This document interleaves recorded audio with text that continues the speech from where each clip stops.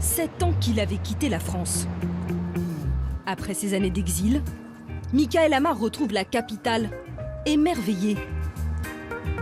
Un Paris de contes de fées qui pour lui n'a jamais été aussi accueillant. Je suis ravi de découvrir une France et un Paris complètement différent de ce que j'ai pu connaître avant de partir. Beaucoup plus entreprenant.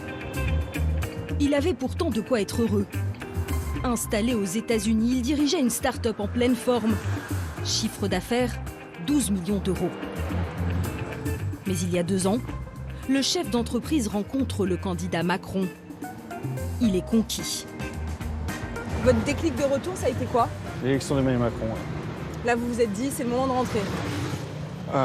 En fait, si quelqu'un d'autre avait été élu, on ne serait pas rentré. On serait peut-être rapproché de la France parce qu'on avait envie de se rapprocher de notre famille. Mais là, on s'est dit, OK, il y a une énergie nouvelle, allons-y, c'est le bon moment pour rentrer. Ouais. Ce soir, il anime une conférence sur la monnaie virtuelle. Dans la salle, de jeunes entrepreneurs et des petits génies d'Internet de retour à la maison. Ravi de vous présenter Jérémy Sima, qui en fait vient d'un des... Il y a beaucoup d'expatriés qui reviennent des plus belles boîtes tech, de Google, Facebook, LinkedIn, etc. On a un spécimen de LinkedIn. De retour depuis combien de temps à peu près? De retour depuis 3 semaines. Je ne vais pas dire que c'est un raz-de-marée, mais il y a une vraie vague de retour. L'invité de la soirée, un milliardaire américain, il a fait fortune dans la crypto-monnaie. On est super content d'avoir Piers Brock. C'est une légende pour nous. Derrière son look excentrique, l'homme est considéré comme un visionnaire. Il envisage désormais d'investir dans l'Hexagone. J'ai l'impression qu'il y a des changements majeurs ici et j'espère que ça va se confirmer. Je suis très excité par tout ça. Ça vous inquiète pas de voir des gens dans la rue à Paris en colère contre les millionnaires et les milliardaires? Vous en pensez quoi, vous? C'est aussi pour ça que je suis venu, pour me faire ma propre opinion sur ce qu'il se passe en France. Comme des milliers de grandes fortunes dans le monde, Piers Brock observe l'évolution du climat social français avec attention. Dans le monde entier, ces images, les plus précaires dans la rue. Des manifestants en colère contre la politique d'Emmanuel Macron, jugés trop favorables aux plus fortunés. Ils réclament le retour de l'ISF. Quand tu vois qu'il y en a qui gagnent des millions d'euros au bout d'un bureau, et nous on travaille 40 heures par semaine pour gagner 1500 balles. Il manque pas d'air quand même, les nantis. Hein. Ils sont gavés, ils sont structurés, ils sont bichonnés. Le gouvernement refuse de revenir sur cette mesure. Des casseurs saccagent les quartiers chics de la capitale. Voitures, hôtels particuliers. À quelques pas des Champs-Élysées, ce marché, sa clientèle aisée et outrée. Je les ai vus renverser des voitures, mettre le feu à des voitures en dessous de ma fenêtre. Et ça, c'est intenable. Je veux dire, ça aboutit à rien, tout ça. On n'a qu'à mettre l'armée, hein, tout simplement. Vous verrez, les problèmes seront vite réglés. En France, les gens n'aiment pas les riches. Il y a une relation assez difficile avec l'argent ici en France. La politique fiscale d'Emmanuel Macron est-elle favorable aux plus fortunés, au point de faire revenir les exilés? Comment les plus riches perçoivent-ils la colère de la rue? Ces questions, nous sommes allés les poser à un milliardaire. Il a accepté de nous ouvrir les portes de sa demeure, dans le sud de la France, à Montpellier. Venez. Voici Moed Altrad. Allez-y, allez-y, comme ça je ferme. Alors les arbres sont centenaires en fait. Hein. Classé 30e plus grande fortune de France. C'est l'un des rares milliardaires à assumer sa richesse. Cette partie-là, c'est un rajout pour gagner de la place. Après, on a ajouté un spa. À près de 70 ans, il habite là avec sa femme et ses enfants. Et là, vous avez des belles voitures. Un petit caprice, il ne les conduit presque jamais. Là, vous avez une Lamborghini et l'autre, c'est une Ferrari. Et là, je ne m'en sers pas beaucoup. Ce que j'apprécie dans ces voitures, c'est vraiment le côté esthétique, le côté beau de design. Son empire, ce Français d'origine syrienne l'a bâti grâce à des échafaudages. On découvre ses chantiers dans cette vidéo promo. Son entreprise porte son nom, le groupe Altrad. 42 000 salariés dans le monde. La fortune du PDG est estimée à plus de 3 milliards d'euros. Dans le jardin, le bureau de M. Altrad. Il ressemble à celui d'un chef d'État.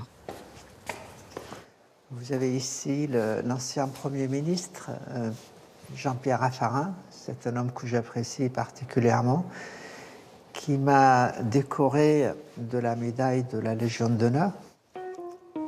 Né dans le désert syrien, Moed Altrad est arrivé en France à 17 ans, sans un sou. Il étudie l'informatique, puis rachète une entreprise d'échafaudage en faillite. 30 ans plus tard, sa success story est récompensée. En 2015, il est nommé entrepreneur mondial de l'année. Voilà ce prix, hein, donc il est là. Rien ne me prédestinait à avoir ce prix-là, donc j'ai franchi toutes les étapes grâce à ce pays, parce que mon propre pays ne m'a pas permis de faire ce que la France m'a permis de faire. Donc je suis fier. Fier de sa réussite, Moed Altrad entend gronder la haine anti-riche. Mais pour lui, les Gilets jaunes ne représentent qu'une minorité de Français.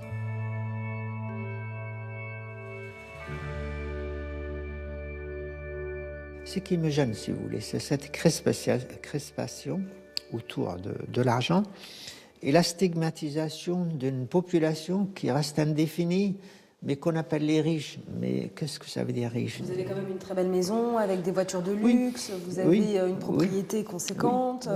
Ça, c'est pas donné à tout le monde, ça s'appelle être fortuné quand même. Deux choses. La première, c'est que c'est pas fait du jour au lendemain. Ça, il a fallu quand même travailler 32 ans. Et c'est une vie, 32 ans, qui a été meublée de haut et de bas.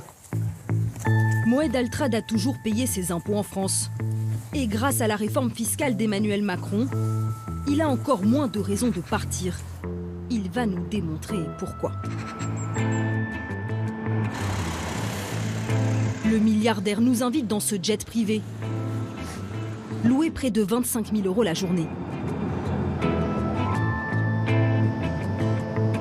Il nous emmène voir un match de rugby du club de Montpellier, dont il est propriétaire. C'est le pouvoir pour l'Assemblée générale d'ASD. Ah oui. À notre demande, il va se livrer à un exercice rare de transparence. Voici sa directrice financière Isabelle Garcia. Donc ça, c'était la déclaration. Elle gère les comptes de l'entreprise, mais aussi les impôts du patron. Eh bien, là, elle va vous l'expliquer. C'est ma fiche de paye. En net à payer, donc ça fait 5 068. Voilà, ce que je touche tous les mois, c'est 5 000 €. À peine 5 000 € de salaire pour le milliardaire. Encore plus surprenant, sa feuille d'impôt. Ça, c'est la déclaration des revenus, voilà, avec tout compris. Déclaration de revenus, oui. Moed Altrad paye donc 28 900 € d'impôt sur le revenu. C'est très peu pour un milliardaire, mais cette année, il ne s'est versé aucun dividende. Et avec la fin de l'ISF, il est encore gagnant. Combien, Isabelle, j'ai payé d'ISF ces dernières années? C'est très peu, vous allez voir. L'ISF, c'était l'impôt sur ses voitures de luxe ou ses placements financiers. 100 000, 140 000, 100 000. Fini l'ISF. Place au tout nouvel IFI calculé sur les biens immobiliers. Et comme il ne possède que sa maison à Montpellier... Donc l'impôt sur la fortune immobilière, on a un impôt qui est calculé à 3 500 €. Soit moins 96 500 € d'impôt. Un joli cadeau. Bonjour. Good morning. Allez, on y va. Cet argent, il le jure, il ruisselle. Réinvesti dans son entreprise ou donné à des bonnes causes. Mais aussi dans le rugby. Il a dépensé 20 millions d'euros pour cette équipe. L'homme d'affaires s'est offert parmi les meilleurs joueurs du monde. Bonjour à tous. Je souhaite que vous fournissiez un match de haut niveau. Le résultat, gagner ou perdre, c'est autre chose. Mais je veux qu'on fasse le travail. Ce soir-là, l'équipe de Montpellier a perdu en Écosse. Battue 19-10. Même Moed Altrad ne gagne pas à tous les coups. Notre entrepreneur Michael Amar, 46 ans, a lui aussi des rêves de grandeur. Ça va? Tu vas bien? Et toi? De retour en France, il retrouve un autre Michael rencontré à San Francisco. Cadre haut placé du site Dailymotion, lui est rentré en juillet dernier. Bon, comment on va? Ah bah écoute, c'est l'atterrissage quoi. Ouais, ça se passe bien, c'est une nouvelle aventure. Et plein de places. Michael Haydan a quitté Paris il y a 18 ans. Il s'acclimate difficilement au rythme français. Super. Je découvre la culture du travail en France, des métiers qui commencent en retard. C'est pas le même rythme, quoi, tu vois, donc tu recrutes. Ça me prend 3-4 jours parce qu'il y a un peu de paperasse. Quand quelqu'un commence, il commence 3 mois après. Donc ça, tout ça, c'est des éléments qui sont... en fait, c'est bizarre parce que je suis un peu un zombie dans mon propre pays. Pas simple quand on vient des États-Unis. Ah, c'est cool ça. Mais ces patrons ont quand même sauté le pas. Et les raisons pour lesquelles ils ont quitté la France seraient en train de s'estomper. Par exemple, si tu as eu un newscast sur... Les entrepreneurs de ma génération, on avait pas mal de cicatrices en fait. On n'était pas forcément bien vus il y a une vingtaine d'années, il y a encore une dizaine d'années. Les banques n'étaient pas très enthousiastes à aider, même à titre personnel. L'image du patron elle reste encore, on le voit en ce moment dans la rue, reste encore un petit peu pas très positive. Donc ça va changer, ça va prendre un peu de temps. Ce que je dis, c'est que vraiment, une fois qu'on aura quelques beaux succès où on voit vraiment ce que ça veut dire, comme on l'a vu aux États-Unis, je pense que ça aura un impact beaucoup plus positif, quoi. Depuis son retour, Michael Amar a développé sa start-up de cartes cadeaux en ligne. Il a créé 2 postes. Il partage ses locaux avec un autre chef d'entreprise. Super à toi. Comme lui, Jérôme Lecat est un fervent soutien d'Emmanuel Macron. De passage à Paris, il envisage lui aussi de quitter la Silicon Valley, attiré par la fiscalité française. Peu de personnes reviennent que pour des raisons fiscales. En revanche, c'est un des points qu'on regarde. Et c'est-à-dire concrètement, il y a une combinaison de facteurs. D'abord, la fiscalité sur les plus-values a augmenté aux États-Unis depuis l'arrivée de Trump, d'à peu près 5 points. Et dans le même moment, elle a diminué en France. Et maintenant, il y a une pression fiscale inférieure pour des fondateurs de start-up en France par rapport aux États-Unis. Ça, c'est Emmanuel Macron qui l'avait promis et qui l'a réalisé. Et qui l'a réalisé. Et ajouter à ça, pour ceux qui ont déjà réussi, la suppression de l'ISF qui fait qu'on n'a plus à supporter un ISF sur nos parts d'entreprise, ce qui a été mon cas pendant beaucoup d'années. Alors combien sont-ils comme eux à revenir en France? Les riches ont-ils pris leur billet retour? Aucun chiffre aujourd'hui ne permet de l'affirmer, mais certains indicateurs ne trompent pas. Dans cette école internationale très prisée, des enfants d'anciens expatriés, mais aussi de patrons étrangers. La plupart des cours sont en anglais. Frais de scolarité, 6 000 € par an.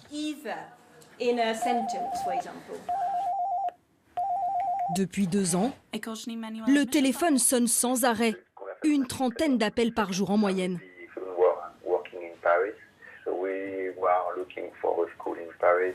350 places disponibles. Ces Français de l'étranger sont inquiets. Pour la lettre pour la famille, vous avez jusqu'à début mars. On revient à Paris cet été en fonction de là où on inscrira à l'école. On va faire le point sur les rendez-vous. Ok. Bonjour. La directrice de l'établissement a dû renforcer les équipes en charge des admissions. Les demandes ont augmenté de 50%. Depuis 2 ans, Le nombre d'élèves qui veulent venir chez nous en rentrant d'étranger est énorme. Alors évidemment, il y a le Brexit. Venant de Londres, on a triplé le nombre de demandes sur ces 2 dernières années, ce qui est énorme. Et puis, mais c'est pas que Londres, hein, c'est aussi les États-Unis, Shanghai, Hong Kong. Il y a des gens qui viennent d'à peu près partout dans le monde. Chacun fait ses petits calculs. Les cadres dynamiques et leurs jeunes enfants ne sont pas les seuls à rentrer.